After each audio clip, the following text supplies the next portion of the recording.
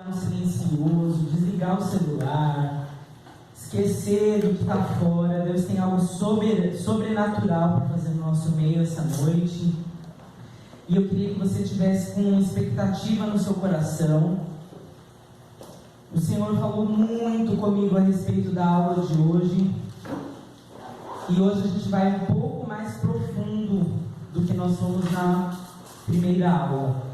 Eu vou compartilhar agora com vocês a aula de hoje. Eu vou fazer assim, eu vou compartilhar aula a aula. E aí, se no final vocês quiserem ter a apostila completa, aí vocês poderão adquirir, tá bom? Então, vamos lá.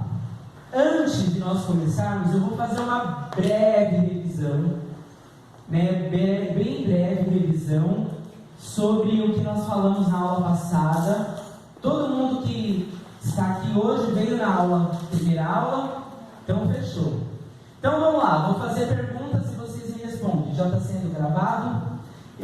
Na última aula esqueci de me apresentar, tem umas pessoas que estão assistindo e o nosso objetivo é que chegue. Essa é a Escola de Libertadores. Eu sou o pastor Nando, da Comunidade de Redenção. Estamos aqui com a classe piloto. Vamos dar um uhul para o pessoal da internet ouvir? Uhul! Muito bem, seja muito bem-vindo. Então vamos lá, gente.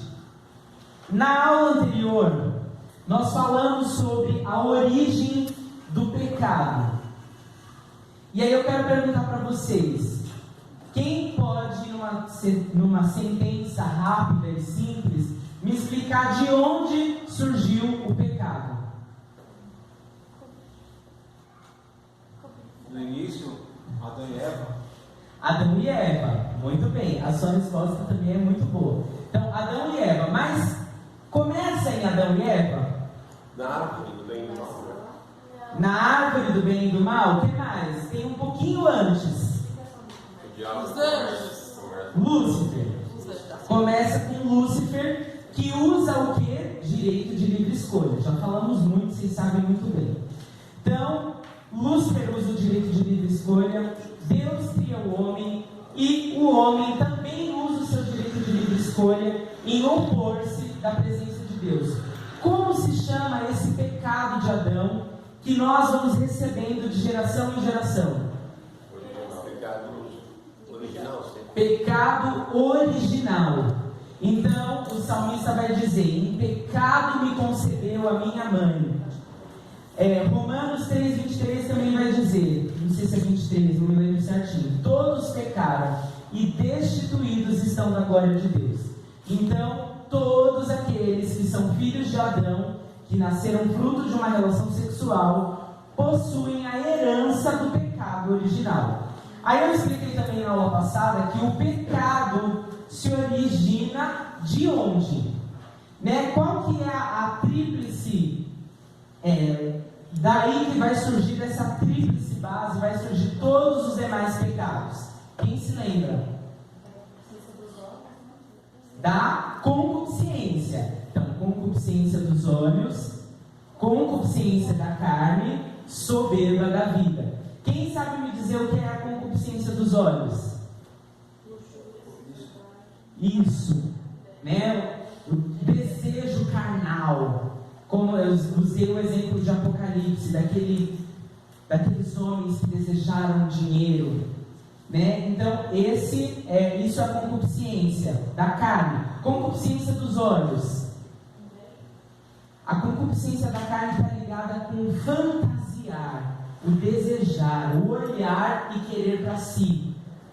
E soberba da vida está ligada também com a inveja. Soberba da vida.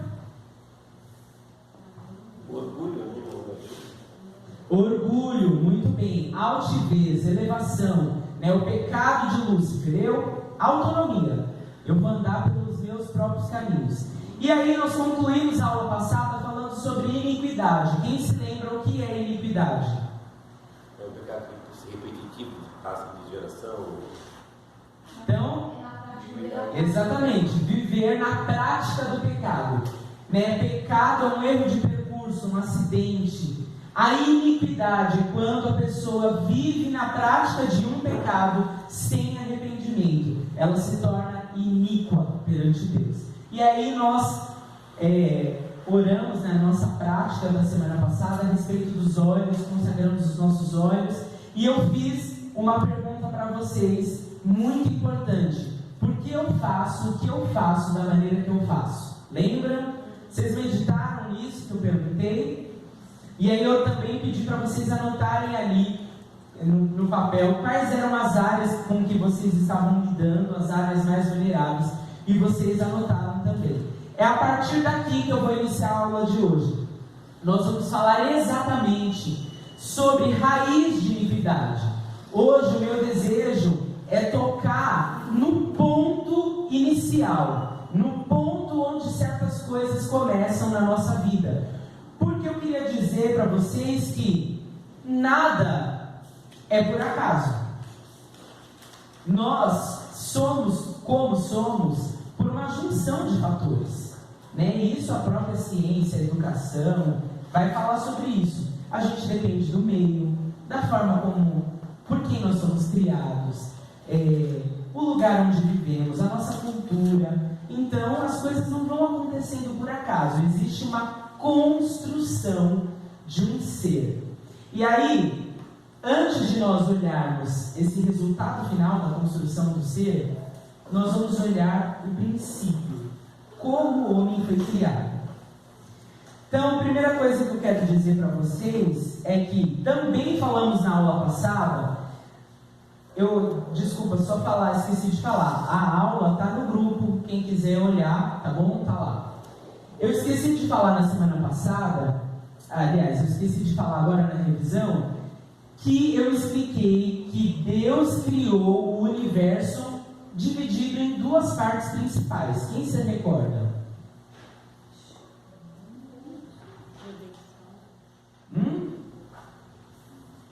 A pastora Cláudia não pode falar, não está permitida.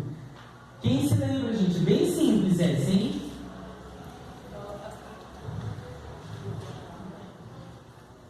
Ixi, muito simples. Oi? Espiritual e material. Muito bem, não tenho medo de falar, é isso mesmo. Espiritual e material. O escritor de Hebreus vai dizer que as coisas que se veem, elas existem pelas coisas que não se veem. Então eu falei que Deus é espírito e tudo que Ele criou tem uma parte espiritual e tem uma parte material. Então, se a gente olhar na própria constituição de Deus, nós temos Deus o Pai e Deus o Espírito Santo, que são Espírito, mas nós temos o Filho, que é a manifestação visível do Deus invisível, que possui um corpo material. Ele ressuscitou, vocês se lembram disso? Ele está lá nos céus, mas ele não está lá só o fantasminha. Ele tem um corpo material, tanto é que Tomé tocou no corpo dele. Ele comeu depois da ressurreição, enfim. Porém, gente, nós somos, então, vocês já estão careca, e eu queria dizer uma coisa, que eu estou muito bravo. Porque, de repente, minha mãe resolveu pregar minhas aulas do curso de libertação, e o pastor Luiz resolveu trazer na aula de aula bíblica. Mas nós não combinamos em falar sobre, falar a mesma coisa. Mas é Deus, Então, tá martelando aí na cabeça que é para entrar. Então, presta atenção. Quando Deus criou Adão, Ele criou Adão de uma maneira muito interessante. Isso está lá em Gênesis 2:7. Eu não vou ficar bastante tempo em Adão e Eva, tá? Não se preocupem. Mas eu preciso pegar esse gancho. Então, então o Senhor modelou o ser humano do pó da terra, feito argila, e soprou em suas narinas o fôlego de vida, e o homem se tornou um ser vivente. Gênesis 2:7. Se nós dividirmos esse texto em etapas, nós conseguimos perceber que Deus criou o homem também em etapas. Então, primeira etapa: então o Senhor modelou o ser humano do pó da terra feito argila. Essa etapa diz respeito a que parte do ser humano? Corpo. E soprou em seu nariz, em suas narinas, o fôlego de vida. Que parte? Alma. E o homem se tornou um ser vivente. Que parte? Espírito. Então a primeira afirmação da aula de hoje é que nós somos corpo, alma e espírito. Assim que a gente fala. Mas na verdade, a ordem é: nós somos essencialmente um espírito que possui uma alma que habita num corpo. Isso modifica completamente a maneira como a gente vai pensar a respeito de quem somos hoje.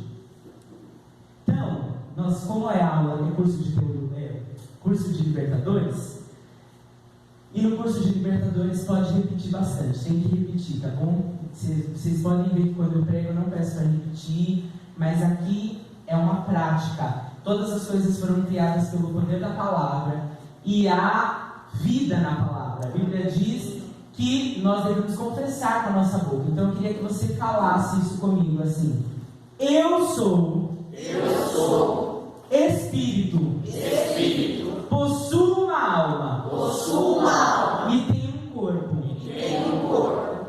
Amém? Então, eu sou espírito. De fato, o que eu sou é espírito. E aí eu já queria dar um spoiler de onde eu quero chegar. É que não importa o que essa barraca velha que nós possuímos, qual é o resultado, importa. Mas assim, o que eu quero dizer é que nós vivemos uma vida trilhada por circunstâncias que vão forjar um ser. Então esse corpo seu talvez tenha cicatrizes, tenha uma pele flácida em algum lugar, esteja gordinho, ou seja lá o que for. Mas você é espírito. Isso é o que você essencialmente é. Agora, vamos entender cada parte. E aí, por isso que eu falei, né? Que o pastor Luiz resolveu falar. Então, quem nunca veio na escola bíblica não ouviu, mas quem veio na escola bíblica ouviu. Ele disse assim: é fundamental compreender isso, porque tem pessoas que estão andando de cabeça para baixo. Elas se movem muito mais pelo corpo. O corpo manda nesse conjunto. Mas, na verdade, o Senhor nos criou para que o Espírito seja dominante. E aí nós vamos entender por que houve essa inversão. Então, quem sabe me dizer qual é a responsabilidade, qual é o papel do Espírito na constituição do nosso ser? Contato com Deus. Que mais? Conexão espiritual. Muito bem. Oi? Semelhança total. Semelhança total, muito bom. Então olha só, o Espírito é responsável pela consciência de Deus. Romanos 7,22 vai dizer: pois no íntimo do meu ser, lá no profundo, tenho prazer na lei de Deus. O espírito humano é um lugar de conexão íntima com o eterno e com o espiritual. É no Espírito onde ocorre o novo nascimento. É o local onde o Espírito Santo fala. É o lugar onde o fruto do Espírito é produzido. A Bíblia diz que a fé e a adoração devem vir do Espírito e os dons se manifestam no Espírito. Palavras-chave, prestem bastante atenção, tá, gente? Intuição, consciência, comunhão e espiritual. Ou seja, o espírito humano, tudo bem que nos nossos dias a palavra intuição ela é muito banalizada, né? Porque tipo assim, estou com um mau pressentimento de que eu não tinha que estar aqui hoje. Não é sobre isso, mas também é uma linha tênue. Porque o espírito humano é um lugar onde o Espírito Santo vai guiar o crente. Entendem? Não é na alma. Nós vamos entender agora o que é a alma. Quem sabe me dizer qual é a responsabilidade da alma na integralidade do ser? Emoção. Emoção, o que mais? Sentimento. Intelecto, né? A nossa psique, a nossa mente. Intelecto. E tem mais uma coisa que vocês não falaram. vontade. Olhou, né? Mas é isso, vontade. Olha o que está na alma: emoção, sentimento, intelecto, vontade. Perigoso ser guiado por isso, não é? Porque a sua emoção pode falar assim: não quero mais buscar a Deus. A sua vontade pode falar assim: eu quero fumar 3 maços de cigarro. A Larissa foi mais generosa: eu quero a minha casa, a minha cama. Mas a nossa vontade pode falar para a gente, inclusive, não quero mais viver.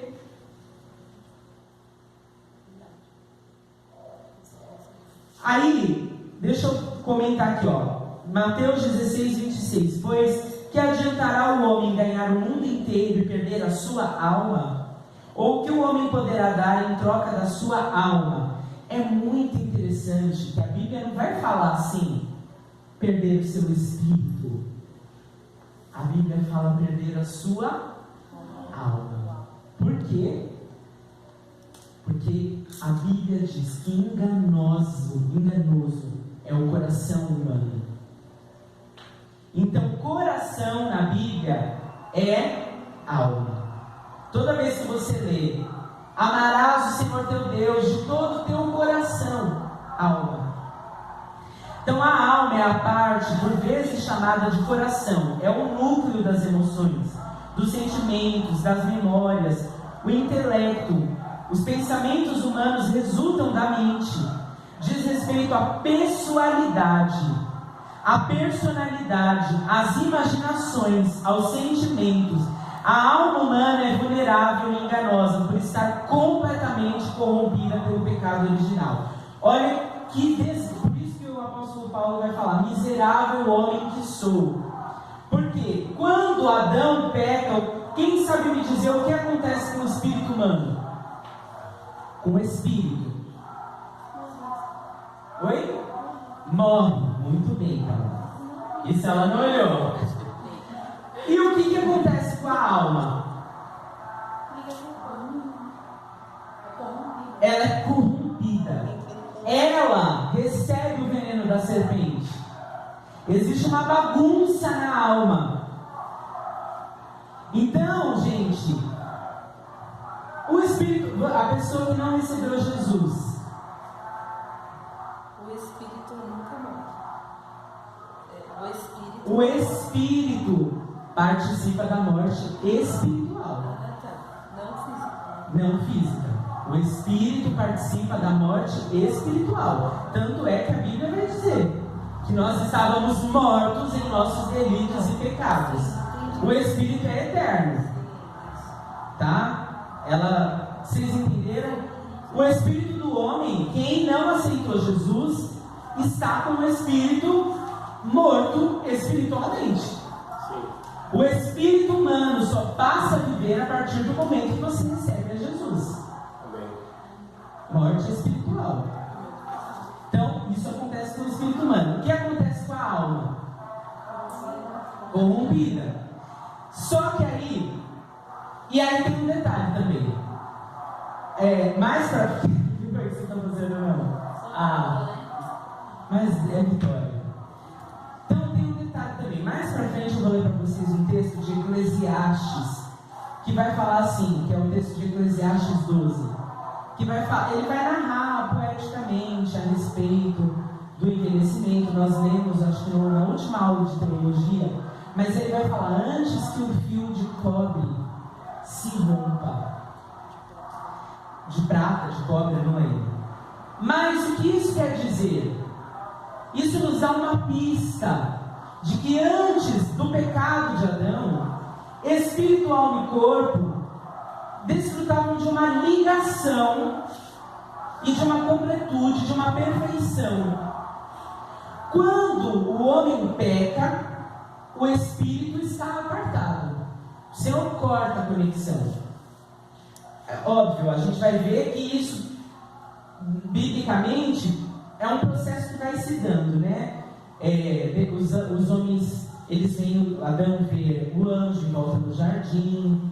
Eles vão ter experiências, mas com o passar do tempo, por conta do aumento do pecado, eles param, né, a gente para de visualizar certas coisas. Mas o que eu quero dizer é que essa conexão é quebrada. Você vai ter uma experiência espiritual em algumas ocasiões, ou quando o Espírito Santo te permite, através do novo nascimento em Cristo Jesus, porque aí, quando a gente aceita Jesus, o Espírito Santo vem para o nosso espírito, vem fazer morada, enfim. Então os dons vão fluir através dali, ou se você participa de um processo não permitido por Deus. Então, comigo, ou está muito difícil o que eu estou falando? Então, por exemplo, os satanistas, um demônio faz uma ligação entre alma e espírito, e a pessoa vivencia um processo espiritual não lícito. Ele vai fazer uma projeção astral, tem satanista que levanta coisas, os demônios interagem nisso, então eles vão ter visões, eles vão ter um monte de situações que não são permitidas por Deus, até milagres. Mas o que eu quero que fique bem claro é o estado que o homem ficou pós queda de Adão. Então o espírito distante de Deus, apartado de Deus, e a alma completamente desequilibrada. E Satanás, ele vai atuar na alma, tendo o espírito humano estando numa situação de morte espiritual. Ele vai investir todos os esforços em deixar a sua alma quebrada, a sua alma deslacerada. Então ele vai investir em pensamentos, ele vai investir em detonar a sua personalidade, ele vai investir em te trazer memórias traumáticas, ele vai investir em te trazer uma personalidade deturpada, deturpar as características de Deus em você por meio das circunstâncias. Ele vai investir em sentimentos que não são da vontade de Deus, ou que vão te ferir de alguma forma. Então, a alma é um ponto, e detalhe, nós falamos que a alma é a mente. Os pensamentos. Vontade está atrelado com o quê? Pensamento. Vontade está atrelado com decisão.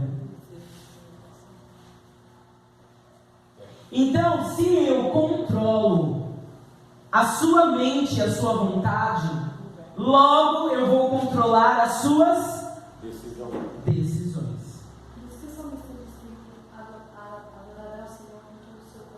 Exatamente. Porque você decide adorar. Mas aí o que eu quero dizer, gente, eu vou chegar bem claro nas referências bíblicas a respeito disso quando eu falar de legalidade. Mas vou dar uma referência, se vocês quiserem anotar. 2 Timóteo 2:27, se não me engano, diz assim: arrependam-se para que a vontade de vocês seja tirada das mãos de Satanás. Estou falando com a minha linguagem, que eu não lembro o versículo direito. Mas o que acontece? À medida que você peca, o Satanás pode controlar a sua vontade. E aí a Bíblia está recheada de outros textos, né? O Deus deste século cegou o entendimento. Isso daí é o quê? Mente. Vocês já conheceram alguém que tem a mente cauterizada, que não é capaz de ouvir um conselho, que não é capaz, você desenha, planta a bananeira, fala, fulano, não entra. Tem olhos, mas não vê, né? Tem boca, mas tem um texto assim, não é só para as estátuas, né? Tornam-se semelhantes àqueles que o adoram. Exatamente, tem olhos e não veem. Olha que texto forte. Salmo 115, a Cláudia trouxe. Aquele texto que o Senhor está falando, né? Os deuses desse mundo têm olhos, têm boca, mas não falam, têm olhos, mas não podem ver, ouvidos, mas não podem ouvir. E o Senhor vai dizer: tornem-se semelhantes a eles, aqueles que os fazem, que os adoram. Então a pessoa, ela vai se tornando, percebe, já vou deixar uma dica, pessoas que estão muito aprofundadas no catolicismo romano, lidam com essa circunstância.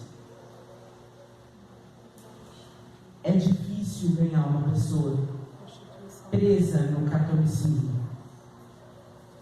porque a mente cauteriza, se fecha. Ela está adorando algo assim, e a mente da pessoa fica assim. Então, palavras-chave com relação à alma: mente, vontade, emoção, pessoal.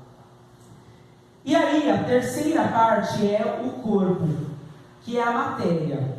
Então, o corpo, porém, não é para a imoralidade, mas para o Senhor, e o Senhor para o corpo. 1 Coríntios 6,13. O corpo é a parte física do ser. Ele faz conexão com o mundo físico e palpável. É a recepção sensorial, onde se manifestam os instintos, a expressão da alma e do espírito. O corpo reconhece o mundo físico pelos sentidos: visão, audição, tato, paladar e olfato, que tornam-se entradas para a alma e para o espírito. Então, vocês já ouviram isso na aula de teologia, que tem uma visão teológica que acredita que muito provavelmente o espírito que envolvia, o espírito era a parte predominante antes da queda. Mas o que acontece depois da queda? O corpo, como nós não vemos mais a Deus, o Senhor Jesus se tornou-se invisível para Adão. O mundo espiritual está oculto aos nossos olhos, a não ser que Deus permita, te dê uma visão, ou em uma situação, como eu já falei, de brecha, que Satanás traga uma experiência espiritual, naturalmente você não vai ver. Tem alguém vendo aqui anjos, vendo céus, vendo demônios? Se tiver, amém. Se for de Deus, amém. Se for demônio, vamos repreender. Mas não vemos. Então nós acabamos por nos tornar mais materiais. Então a gente se guia pelo que a gente pode apalpar, sentir, né? E aí o corpo junta-se com a alma, tornam-se a carne e vão dominar, serão dominantes. Aí na apostila de vocês eu deixei um espacinho que era para vocês estarem com a apostila impressa, me perdoem, e poderem desenhar o que eu vou, a ilustração. Mas não tem problema, eu farei a ilustração aqui. Depois corta essa pausa. Eu vou fazer a ilustração, quem tiver caderno, quem não tiver pode tirar uma foto.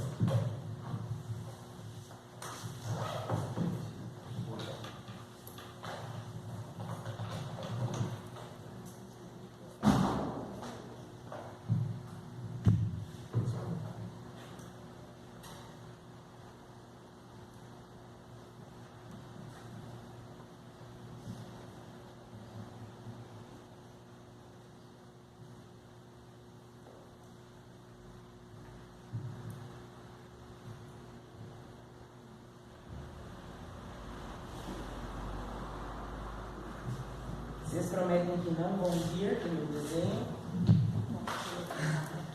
Mas olha, é tipo um ovo. Espírito, alma e corpo. Então esse é o homem integral. Esse é o homem completo. Espírito, alma e corpo. Foi? Que eu preciso avançar, tem bastante coisa para falar. Então, com relação ao corpo, o corpo é a recepção, o instinto, a expressão, o material. Aí eu coloquei na apostila de vocês o exemplo do tabernáculo. O tabernáculo ele vai exemplificar, dentre outras coisas, também ele vai exemplificar a maneira como o homem é constituído. Porque quem se lembra em quantas partes o tabernáculo foi formado? 3. Quais são elas? Pode falar forte. Átrio. Santo. Exatamente. Eu vou desenhar aqui rapidinho.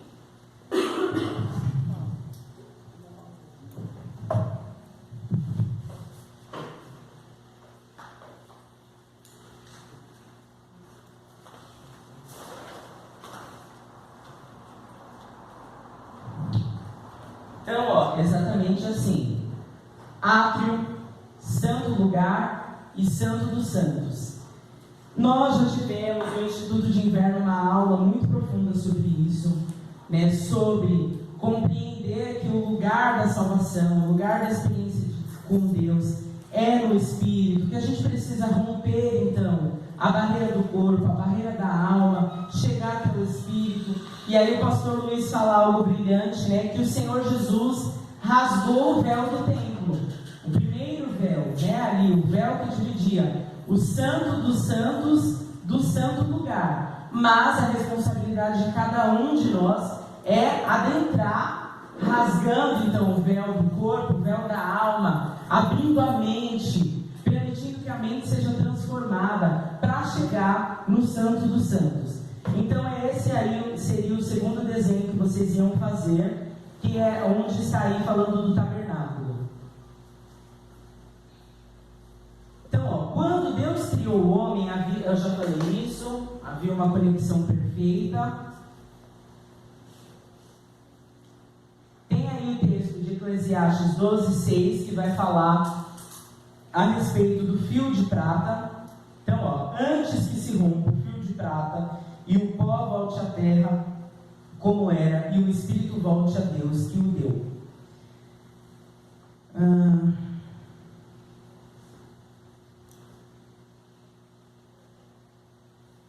Deixa eu só me achar. Aí nós chegamos num ponto que é Tiago 4. Quem fez a lição de casa? Vocês se lembraram que era para ler Tiago 4? Quem pode rapidamente pegar aí Tiago 4 e ler para nós? O capítulo inteiro? Até o versículo 5.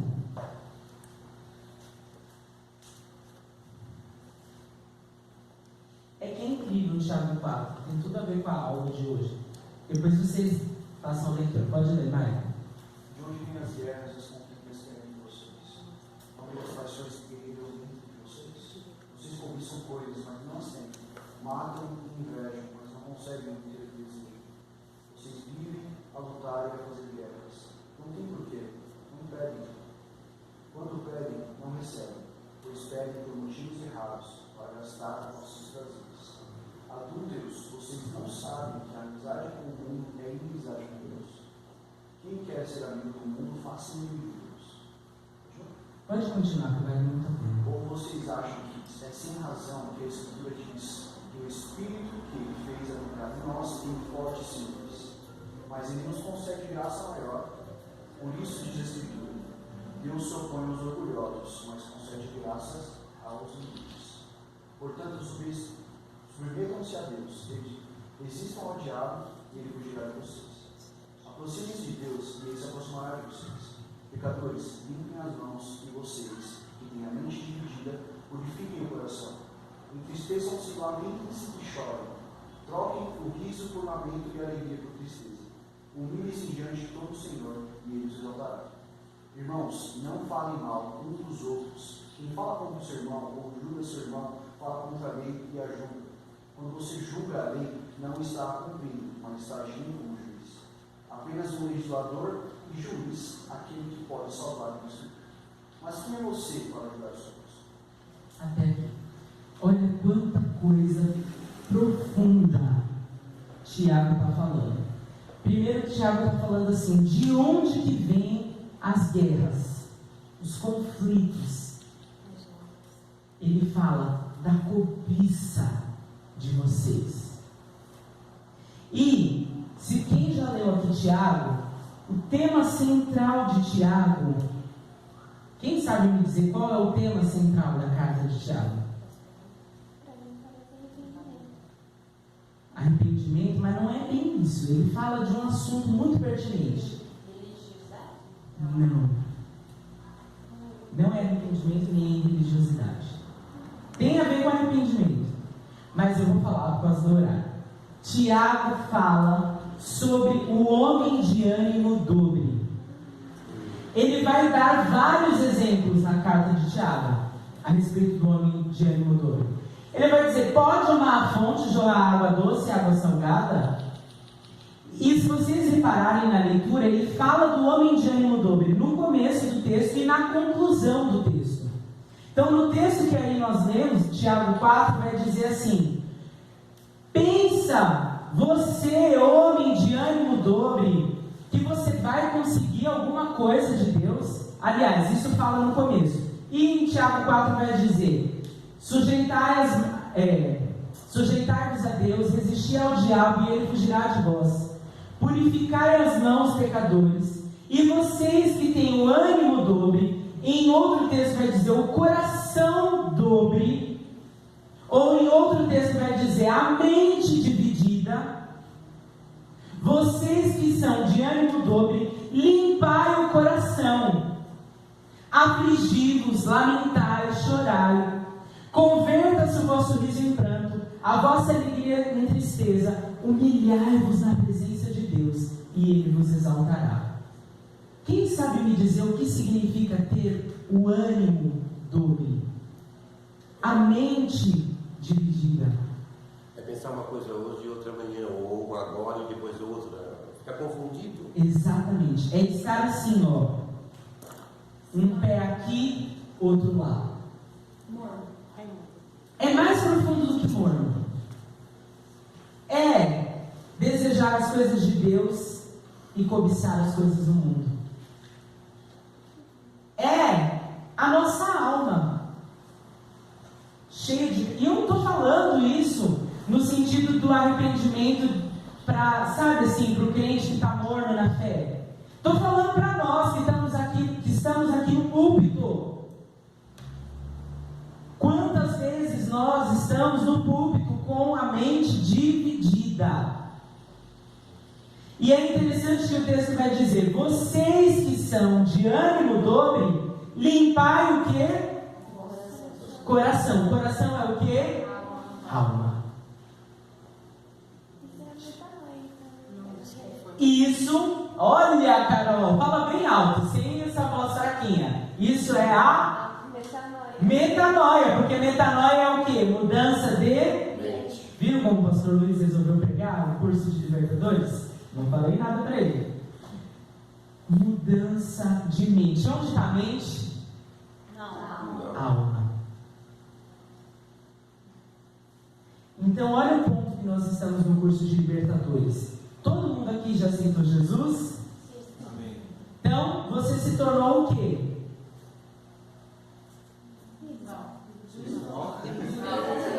Você se tornou o quê? Espiritual. Templo do Espírito. Templo do Espírito. O Espírito Santo habita no nosso espírito. A Bíblia diz que o Espírito está pronto. O Espírito está desejando pelas coisas de Deus, conectado com Deus, ansiando pela vontade de Deus. Agora, e a alma? É a pregação da minha mãe de domingo. Precisa do quê? De... Quem prestou atenção? Regeneração. Limpai o vosso coração. Então, olha como é profundo. Eu me lembro, tá aqui minha família que não pode me fazer mentir, que eu era um adolescente, um jovem adolescente, extremamente iracundo. Eu ainda dou as minhas polpinhas, como diz minha avó. Mas eu era extremamente iracundo. E um dia, iracundo é uma pessoa irada, pavio curto, fala uma coisa, pegou fogo. E aí um dia, eu estava lá, eu não sei se eu posso falar, eu ainda era da Comunhão Batista, eu posso falar, né? ainda era da Comunhão Batista, e um dia, uma irmã chamada Giza, que alguns de vocês conhecem, me chamou no canto. Eu era uma adolescente, eu nunca esqueço. E Deus usou ela para colocar o dedo na ferida. Ela falou assim: você sabia que você é extremamente irado? Você sabia que as pessoas falam que não podem falar nada para você? E ela falou sem papas na língua. E eu chorei muito. Muito. Porque não é gostoso. Só que me promoveu uma consciência de que eu era assim. Porque eu era. E eu não percebia. Então, o que eu vim falar para vocês nessa noite é: como é a sua alma? O que você se tornou?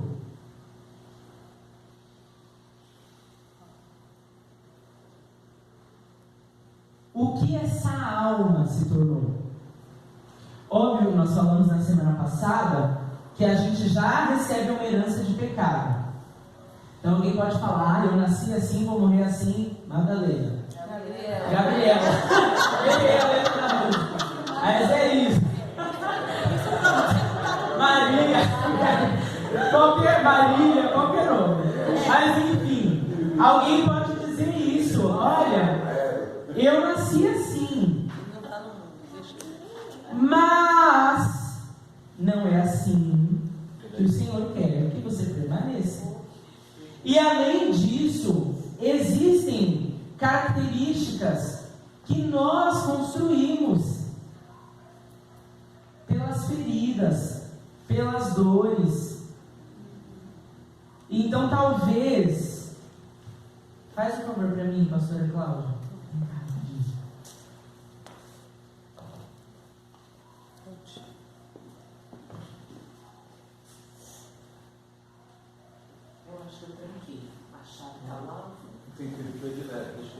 Então, às vezes, você é extremamente dócil.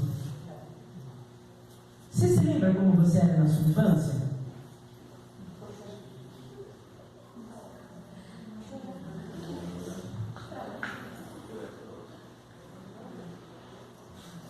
Tenta lembrar. Fecha o olhinho aí rapidinho. Espírito Santo, eu quero te pedir que o Senhor fale agora. Eu repreendo nessa hora toda a mentira de Satanás. Em nome de Jesus. É no nome de Jesus que eu repreendo toda a mentira. Satanás, você não vai mais mentir a respeito destas vidas, a respeito de quem essas vidas são. Essas mentiras hoje são colocadas por terra no nome de Jesus. Então talvez você era extremamente dócil. Vai aí pensando em quem você era. Talvez você era gentil, alegre, amoroso, prestativo. Mas aí você foi se cansando. Mas aí veio alguém. Encosta na parede. Continua com o olho fechado. Veio a sua mãe e começou a declarar sobre a sua vida que você era terrível, que você não prestava. Ou seu pai, ou seu avô, seja lá quem for. Ou as pessoas começaram a declarar coisas ao seu respeito, mentindo, dizendo que você é estressado, de que você é mentiroso, ou que você come demais, ou que você dorme demais, ou que você ri muito alto, ou que você fala muito baixo, seja lá o que for. Quais foram as mentiras que foram introduzidas na sua alma? Como você constituiu, criou, cresceu? Quais são as características que foram excluídas da sua personalidade? E quais características, por conta das circunstâncias, talvez você tenha sofrido uma ferida, um machucado, um abuso, uma rejeição oposição, e aí você se tornou rude, ou você se tornou frio, ou você deixou de acreditar. Quais são as características? Em nome de Jesus, Jesus Cristo morreu na cruz para te dar capacidade de vencer todas as feridas na sua alma.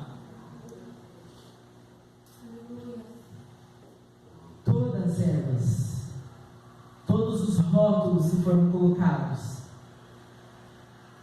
Então, traz aqui, pastora, pode abrir o olho. Tem um espelhão aqui.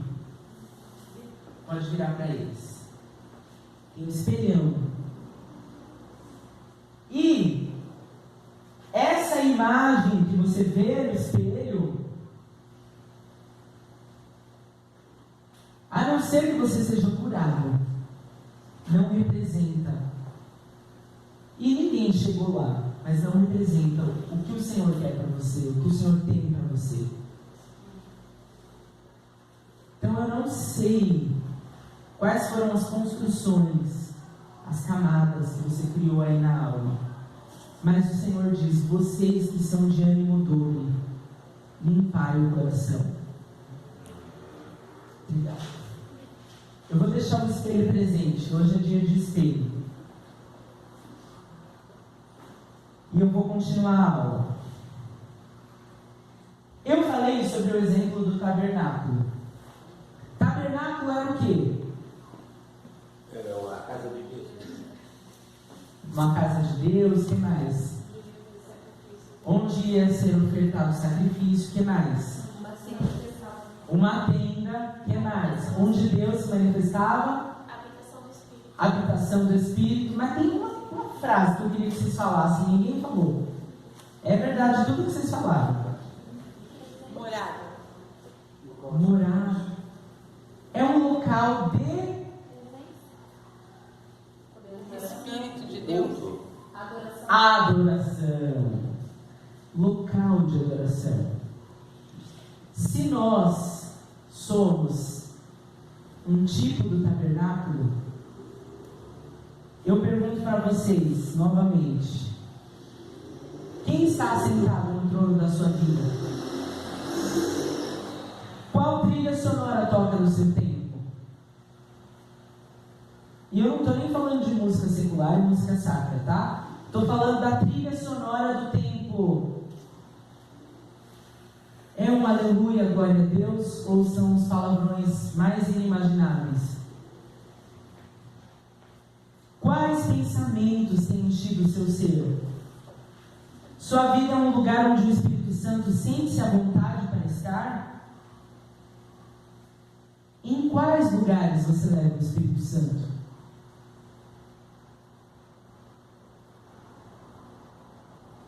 Deus deseja possuir o nosso ser integral, espírito, alma e corpo.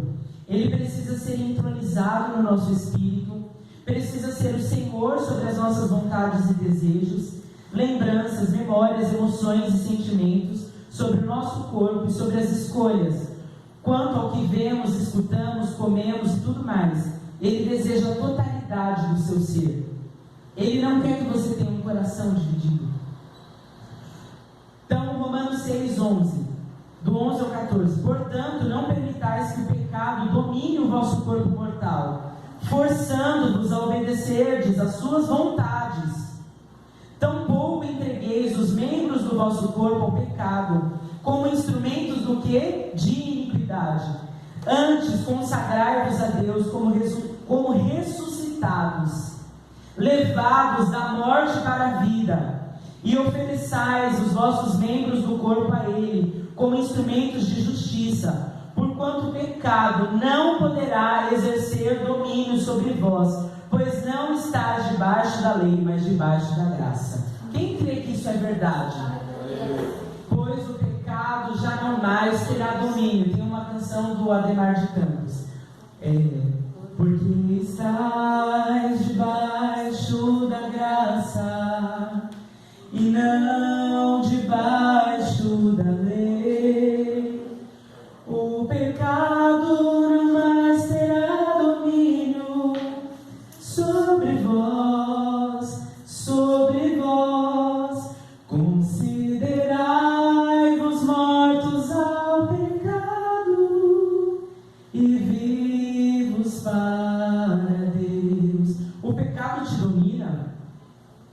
Se o pecado te domina, tem algo de errado. O pecado já não mais terá domínio. Romanos 6,19. Pois assim como apresentastes os vossos membros do vosso corpo como escravos da impureza e da maldade, que conduz às iniquidades ainda maiores, apresentai a partir de agora todos os membros do vosso corpo como escravos da justiça para a santificação.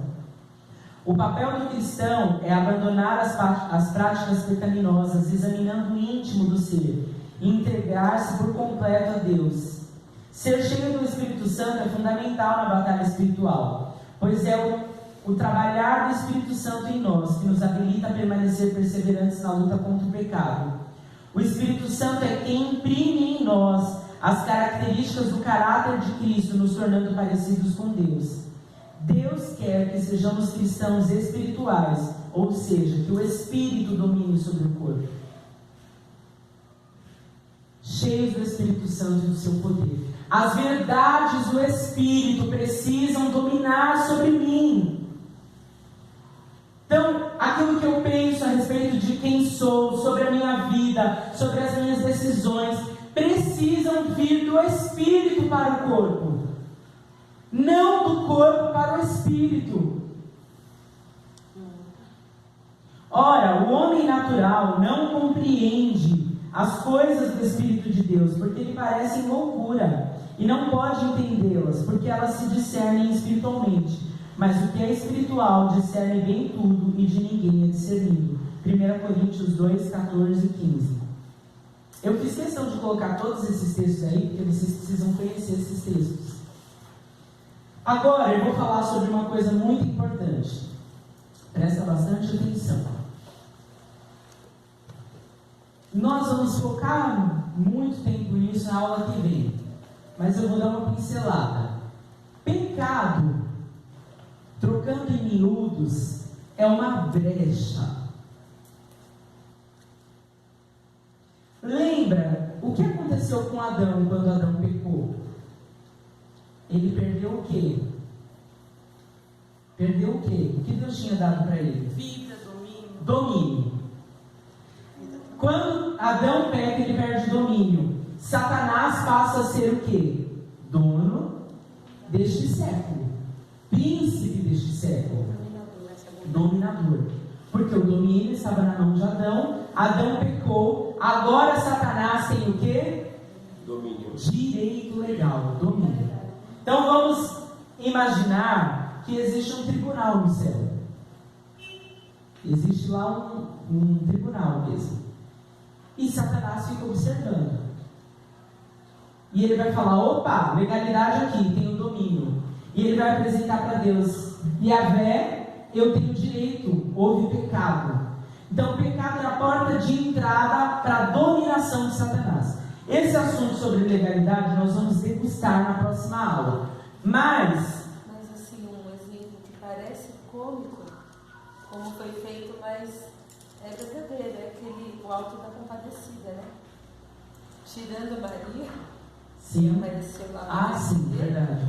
Mas eles estão ali diante de Jesus com seus pecados e aparece aquela figura que é Satanás com um livro enorme, sim. Abre e coloca lá, lascívia, luxúria, não sei o quê. Porque ele é o acusador. Esse assunto eu vou degustar na próxima aula. Mas por que eu estou já entrando nesse assunto?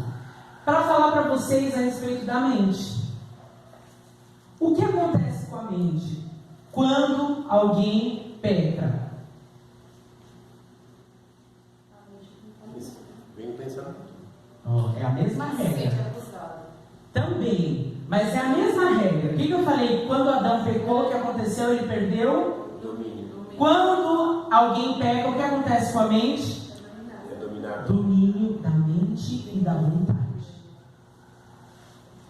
Então, alguém está com a Bíblia ali? Rápida. Ninguém? Abre para mim. Pode ser no celular. 2 Timóteo 2, vê se é versículo 26 26 ou 27, lê para mim, por favor. Em voz bem alta. Enquanto isso, posso falar uma coisa? Pode falar.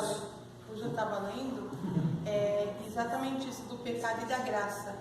Romanos 5, 21 e 22 diz que onde superabundou o pecado, superabundará a graça. Sim. Que na verdade o pecado é o governo de Satanás e a graça é o próprio Jesus em nós. Aleluia. Achei bem interessante isso. Glória a Deus. É isso. É isso aí. Lê aí, lê pra mim, bem alto. 25 é a metade, sabe? Pô, 26 é a metade, não é 25. Lê 25, 26, eu não lembro se termina no 27. Deve corrigir com mansidão se lhe opõe, na esperança de que Deus lhe conceda arrependimento, levando-os ao conhecimento da verdade, para que assim voltem à sobriedade e escapem da armadilha do diabo, que os aprisionou para fazer isso. É isso aí, ó. Nessa versão está falando para que voltem à sobriedade, 2 Timóteo 2, 26, né? 25. Lê de novo, para que voltem à sobriedade. Para que assim voltem à sobriedade e escapem da armadilha do diabo. Para que voltem à sobriedade e escapem da armadilha do diabo. Isso é o que? Mente aprisionada.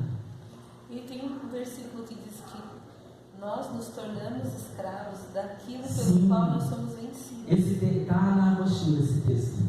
Exatamente. Então, olha só. Então, Satanás, ele vai aprisionar a sua vontade. E aí você, por exemplo, de forma natural, pode tentar vencer uma circunstância e não conseguir. Não ter vontade. Tem pessoas que, por exemplo, você vai evangelizar e a pessoa não consegue confessar Jesus. Por quê? Porque a mente e a vontade dela está aprisionada. Eu já contei o testemunho de uma pastora que foi fazer uma visita, chegou lá, ela bateu na porta, e aí ela ouviu de dentro: "Você não vai entrar não, pastora." Ela falou: "Vou sim, Satanás." Aí o irmão abriu a porta: "Senhor, pastora, pode entrar." Quem falou pela boca dele? Satanás. Então, é tempo da igreja investigar que tipo de pensamento e vontade nós temos tido. Será que a nossa mente não está aprisionada? Quando você não consegue vencer uma característica da personalidade, quando você não consegue vencer um pecado, isso é indício de mente aprisionada. Qual é o antídoto? Arrependimento, confissão, vida espiritual. Ser espiritual. Nando, só um comentário.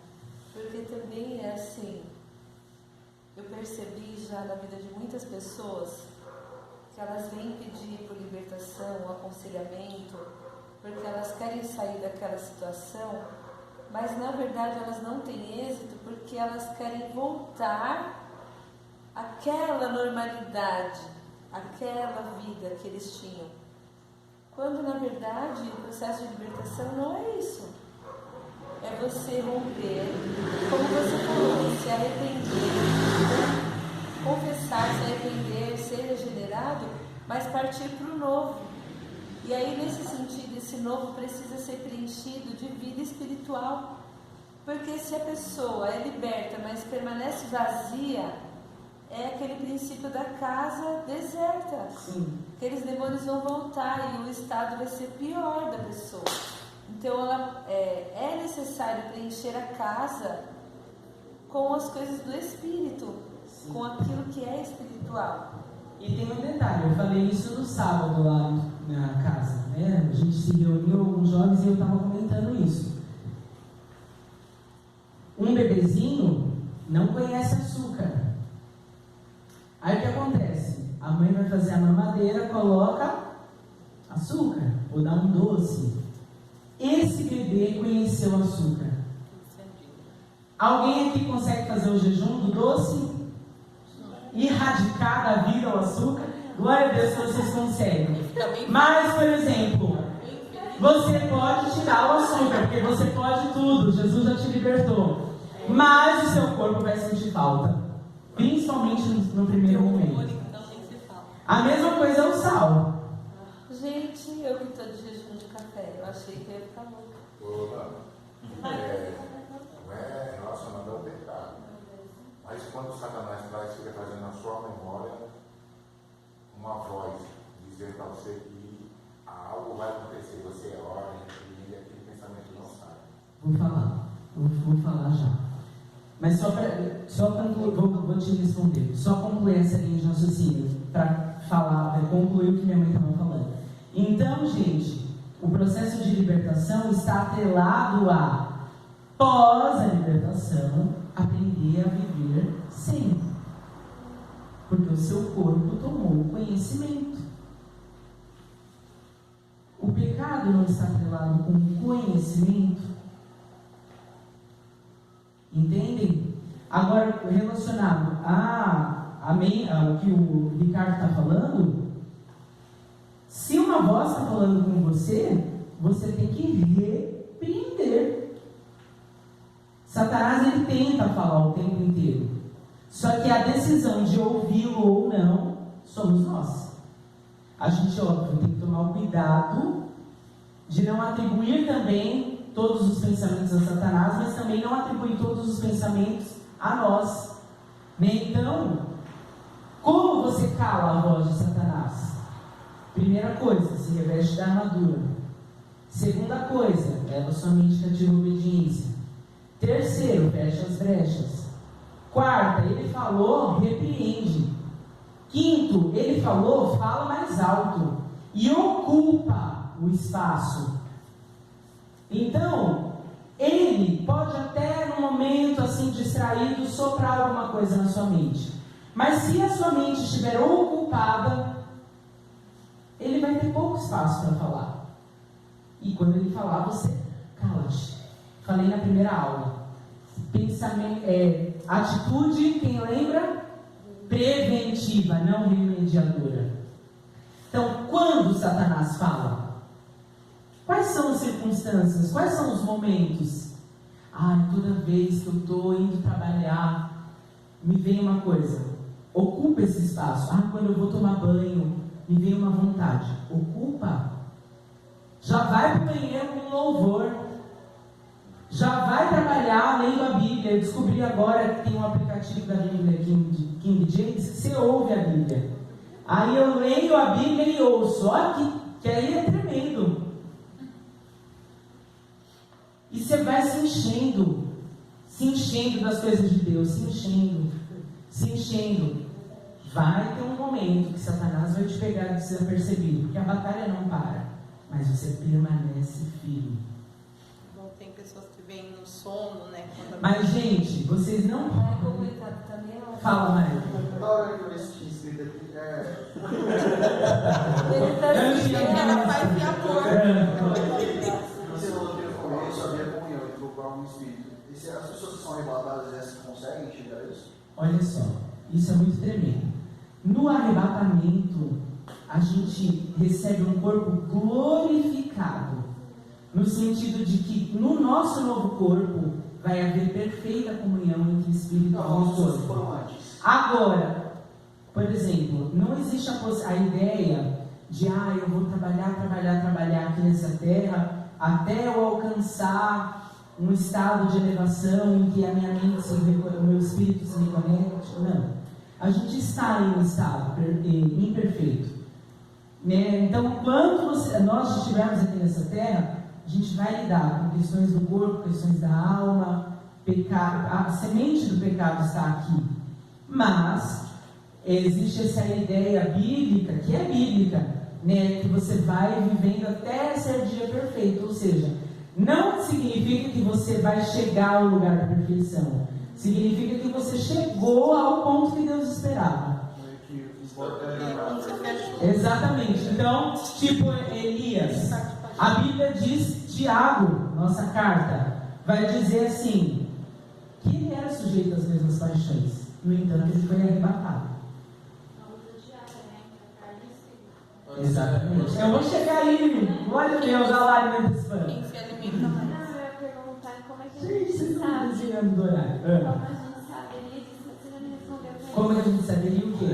Que chegou nesse estado, você A gente não sabe. fecha o Então, olho mas e acorda na glória. você falou o dia que você acordar e falar assim, oi, anjos, Só que no céu. estou no céu, aí você Ó, O dia que você morrer, você nem vai saber. sim, mas o que eu quero dizer, mas olha só, gente, eu quero dizer para Um vocês, dia vai ser perfeito. Você fala, cacete. o tempo inteiro, né, nós precisamos desconfiar ao contrário, quando a nossa mente fala que nós chegamos no lugar. Exato. Aí já repreende. Paulo diz assim, não julgo ter alcançado. Já é orgulho, já. Você tem que o tempo inteiro se examinar Querubim. e perceber, né, quais são as áreas. Mas, gente, em nome de Jesus, eu preciso falar o que eu preciso falar. Mente, é verdade, porque eu quero que vocês saibam sobre isso. Mente aprisionada. Então, nós precisamos ter a consciência se a nossa mente não está aprisionada em uma circunstância. Porque também pode ser que a mente não esteja completamente aprisionada. Tem uma brechinha. Você conhece a palavra, mas em uma área da sua vida está ali. E aí, o que é, traduzindo em miúdos, a mente aprisionada? Vou desenhar. Não dá pra pegar a roupa. Não prende. Já fala, e acostumando a desenhar. Essa é a mente, presta atenção. Calma que eu vou melhorar o desenho com ela ao decorrer. Essa é a mente.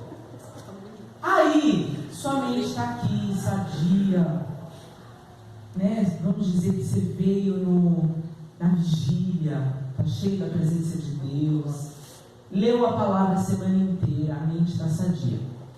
Como Satanás atua?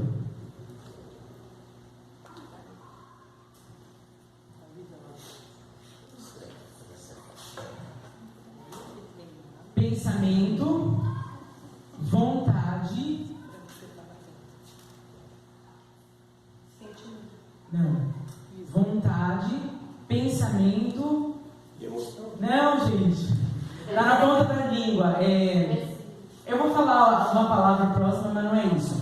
Mas ó, Satanás pode lançar um pensamento, uma vontade ou uma dedução, sabe? Uma sugestão, essa é a palavra. Glória a Deus, Cláudia. Uma sugestão. Então, vou exemplificar.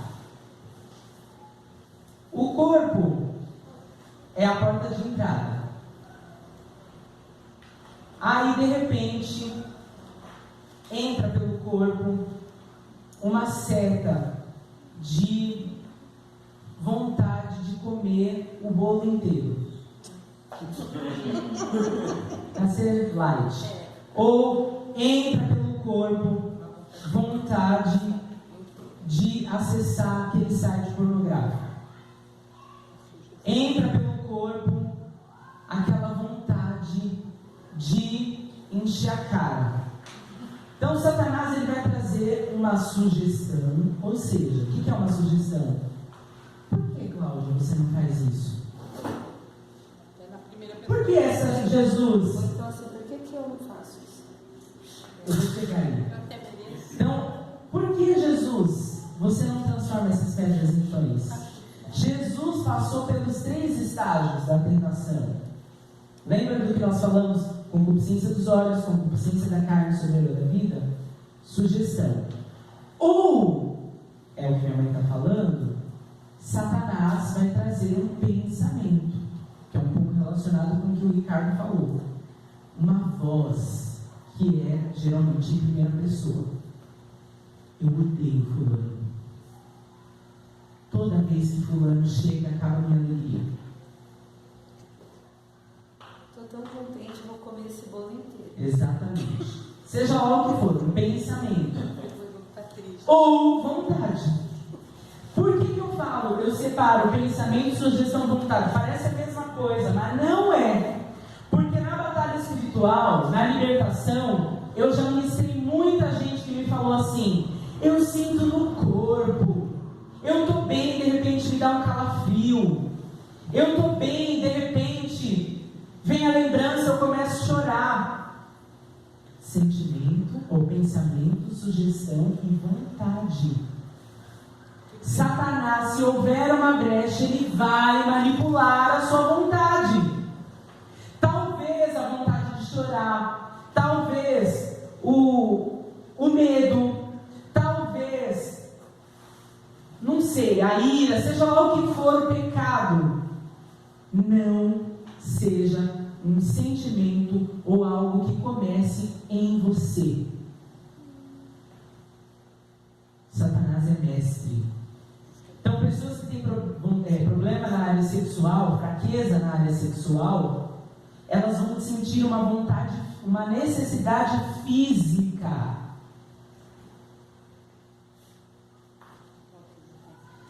A pessoa que tem fraqueza, por exemplo, na área alimentar, ela vai acordar, a boca dela vai salivar pensando no doce. Ela vai sentir abstinência. Só que aí o que acontece? Se você abrir uma brecha, imagina esse vídeo, como vai ficar lindo. Se você abrir uma brecha, o que acontece? Satanás tem direito legal de construir na sua mente, que é o núcleo do ser, uma base dele. Governo, né? O que é isso? Fortaleza. E aí o que acontece? Fortaleza na mente é justamente isso. Sucessão de brechas. Eu abro uma brecha, eu abro uma brecha, eu abro uma brecha, eu abro uma brecha, eu abro uma brecha. Satanás endurece o seu pensamento. Endurece a sua capacidade de decidir. Por isso que tem que resistir ao diabo. Aí, como que eu venço? Josué, 7 voltas em torno da muralha de Jericó. O que isso me diz? Resistir. A respeito de mente aprisionada, então entendemos o que é fortaleza. E o que é sofisma?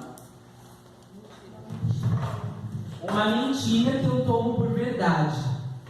Está totalmente atrelado à alma. Então, alguém coloca um rótulo. Ou o próprio Satanás fala para você: você é gordo, você é feio, você, sei lá, não vai prestar, vai puxar carroça. Enfim, isso vai. É uma infinidade de possibilidades. Você toma também essa mentira por verdade, isso se torna uma fortaleza. Então nós precisamos fazer o quê? Vós que sois de mente dividida, limpai o coração. Eu vou caminhar para concluir. E aí eu vou chegar onde a Larissa falou. O corpo junto com a alma formam O espírito. Não. O corpo junto com a alma formam a carne. A carne vai obedecer quem? A manipulação total da vontade de Satanás. Se houver brecha aberta, está aprisionado.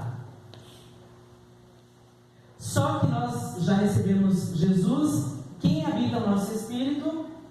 Espírito Santo. Então nós temos duas duplas aí. Espírito de Deus com o nosso espírito, corpo e alma. A decisão é aquela pregação mais antiga que andava atrás. Quem você alimenta mais, vence. Quem domina sobre esse corpo?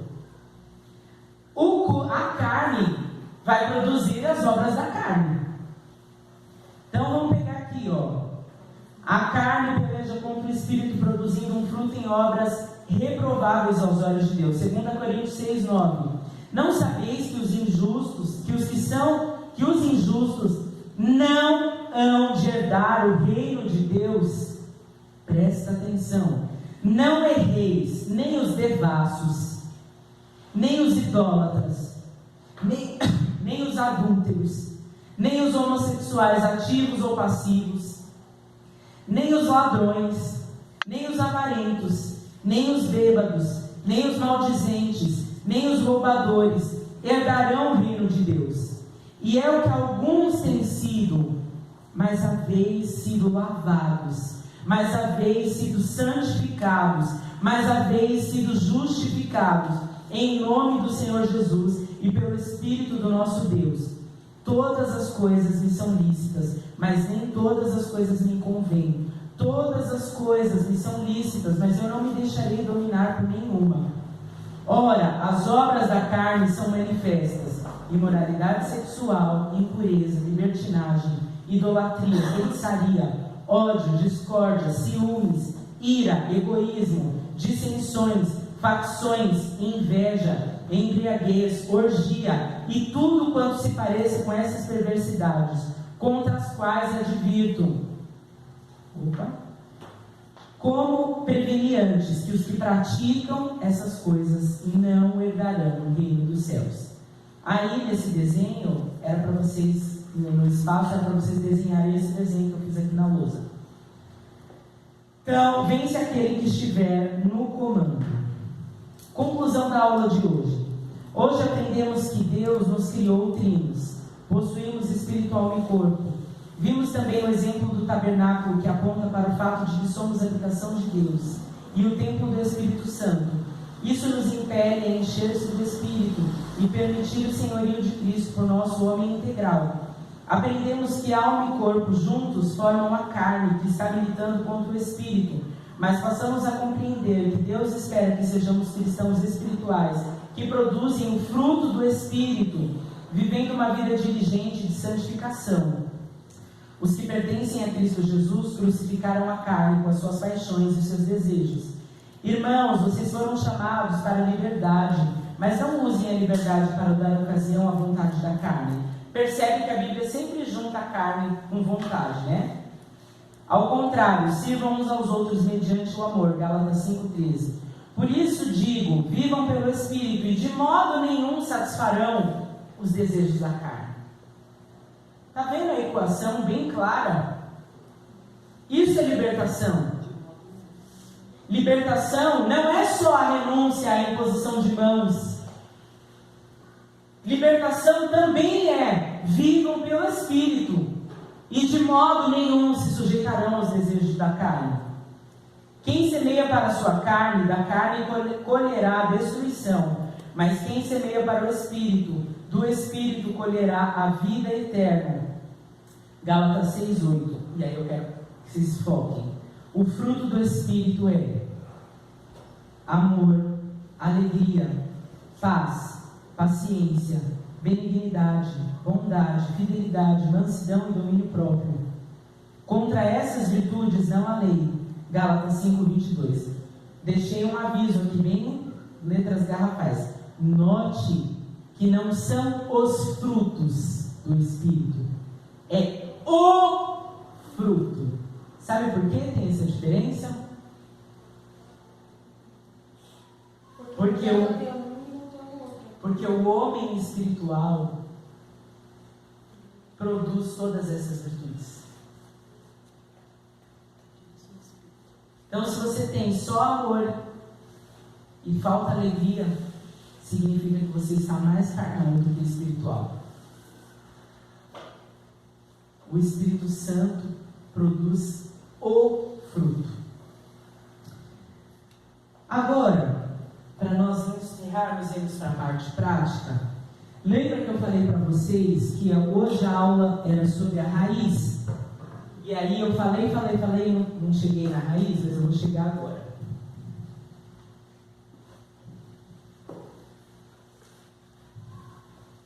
Estão com sono? Acorda só um pouquinho. Eu estou cansado também, mas está acabando.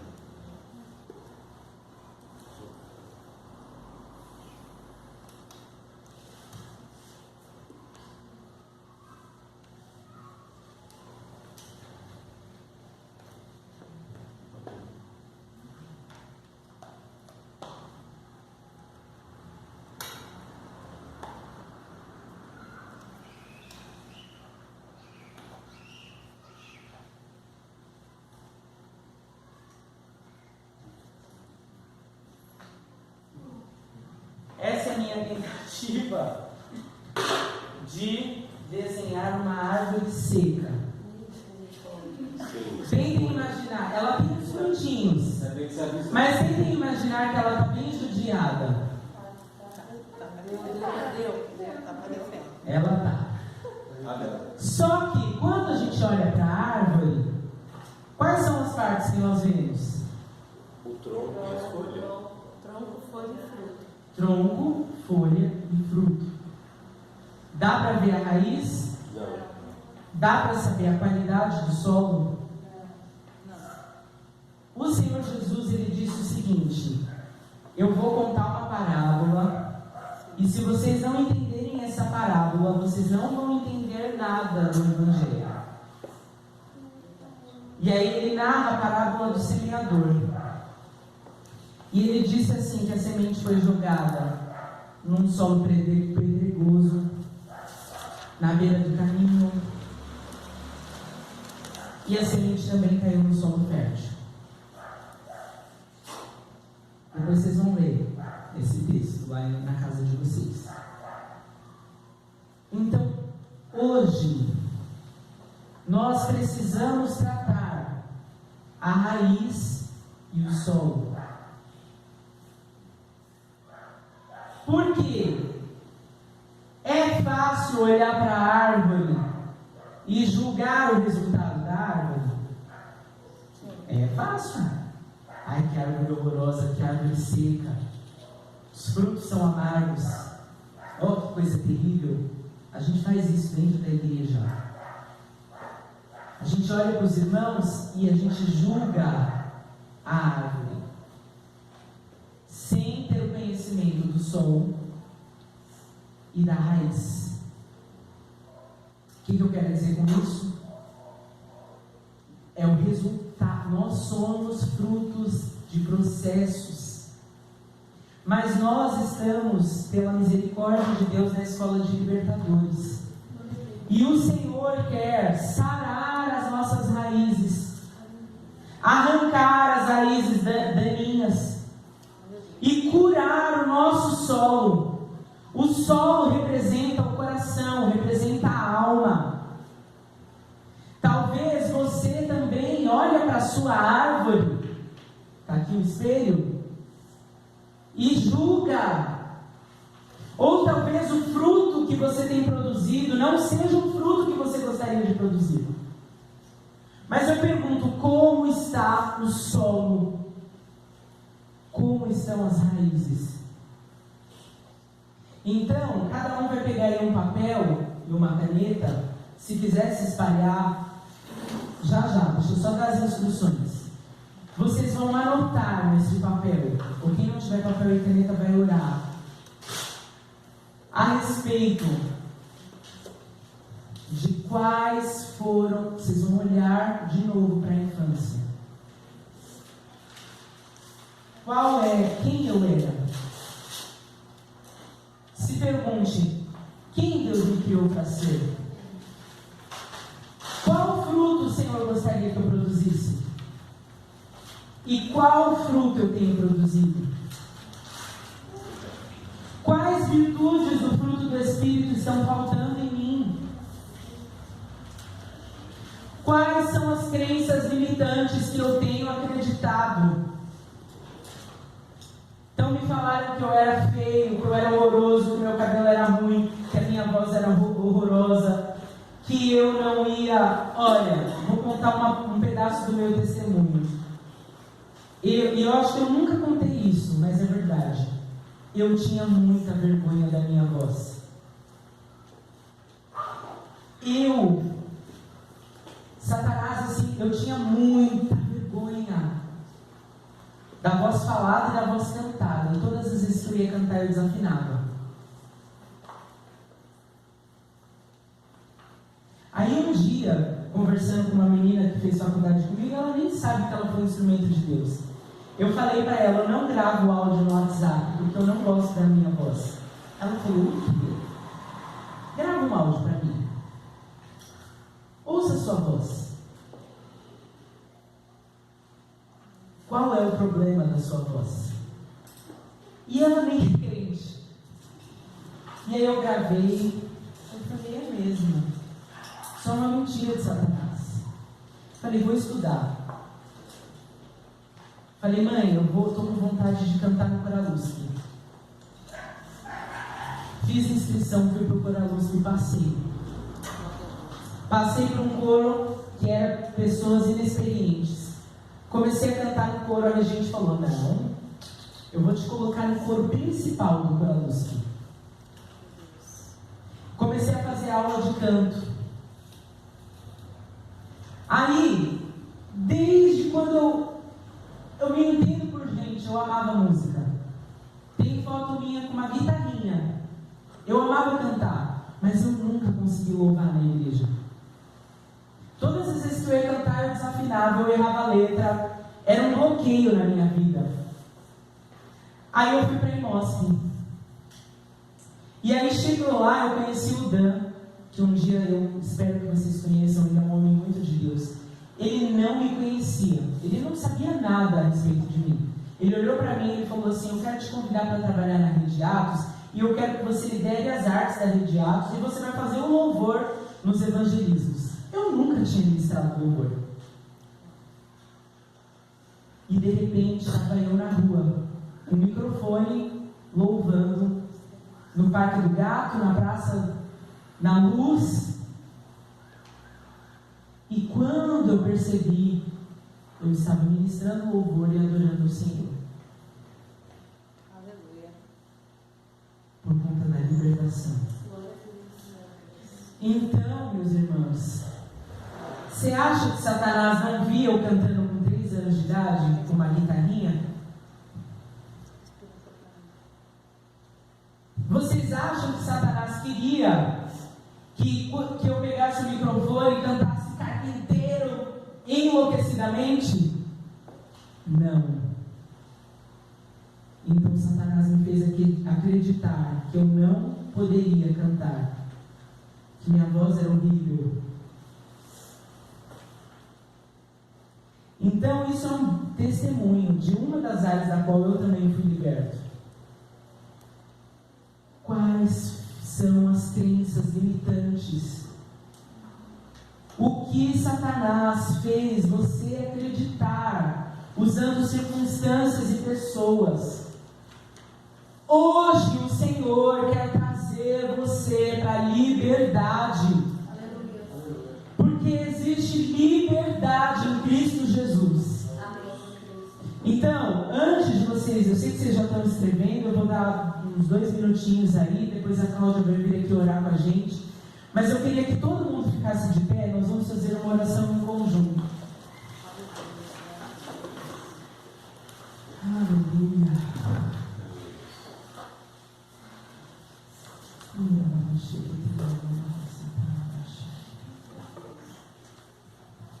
Aleluia. Feche os seus olhos. E aí você vai repetir comigo assim: Senhor Jesus, eu quero nessa hora pedir perdão ao Senhor, por todas as brechas que foram abertas em minha vida e permitiram que Satanás tivesse controle da minha mente e da minha vontade. Que o Senhor possa, nesta noite, aplicar o teu sangue carmesim sobre a minha mente e sobre a minha vontade. Eu declaro, Satanás, que o Senhor Jesus conquistou a minha liberdade e o poder para que eu possa tomar decisões conforme a vontade do Senhor.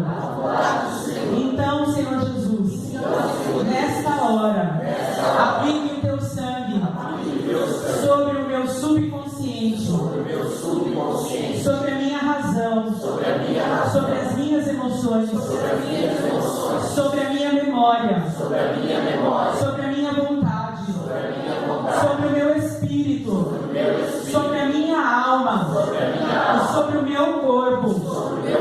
Senhor Jesus, em Isaías 61, está escrito que o Filho de Deus se manifestaria para trazer libertações a oprimidos e para espíritos quebrados, para espíritos aprisionados. Então que nesta noite toda prisão de espírito, alma e corpo, toda prisão de vontade, toda prisão de mente, que seja quebrada agora, na autoridade que há no nome de Jesus. Senhor Jesus, aplica o teu sangue entre a minha alma e o meu espírito, entre a minha alma e o meu corpo, e me dê capacidade de tomar decisões sadias, sabendo que uma das virtudes do fruto do Espírito é domínio próprio. Eu me aproprio deste poder sobre a minha vontade, seja qual for a área vulnerável com a qual eu tenho lidado. Eu tenho poder, Satanás. Eu tenho domínio sobre essa área. Porque o Senhor Jesus conquistou a minha liberdade. E se pois o Filho vos libertar, verdadeiramente sereis livres. Portanto, assim é. Mais uma vez, eu dedico, Senhor, a minha vontade e as minhas decisões para o Senhor. Eu declaro que a minha mente é a mente de Cristo. E eu estou aberto para o movimento do Teu Espírito Santo de regeneração, de comportamentos, personalidade. Senhor Jesus, me faça lembrar, me dê conhecimento de quem o Senhor quer que eu seja. Revela-me quais são os Teus planos para mim. Mas eu declaro que sei, que sou o que a Bíblia diz que eu sou. E eu posso fazer o que a Bíblia diz que eu posso fazer. Portanto, eu andarei em liberdade. Em nome de Jesus. Feche os seus olhos. Espírito Santo, eu sei que o Senhor tem colocado um espelho diante do teu povo nesta noite. E eu sei, Senhor, que eles já estão acostumados a olhar para o espelho e ver uma imagem deturpada. Eles estão acostumados a olhar para o espelho e ver as cicatrizes da manipulação da vontade, da modificação do temperamento. Mas que o Senhor possa trazer revelação do teu plano. Que o Senhor possa sarar agora o solo do coração deles. Se você quiser se sentar, você tem um tempo para anotar e para orar. Se você quiser se ajoelhar e derramar diante de Deus quais são as áreas, quais são as circunstâncias, quais são as crenças limitantes. Em nome de Jesus. Tudo aquilo que te prendia, que te aprisionava,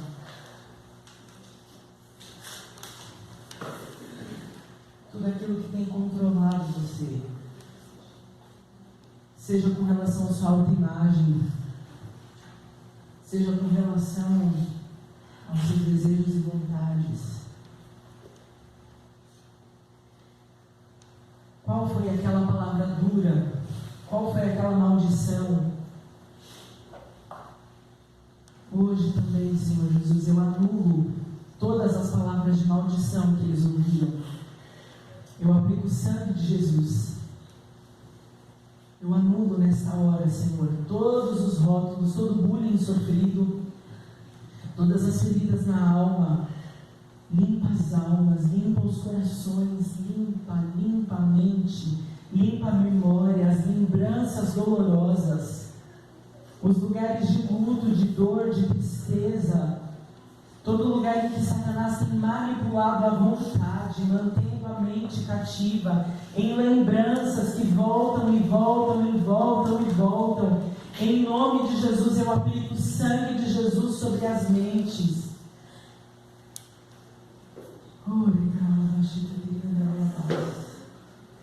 Senhor, que seja este um marco na vida dos teus filhos. Coloque aí as lembranças dolorosas. Coloque aí, ou traga a mente. Em nome de Jesus, nós lançamos tudo isso no mar do esquecimento.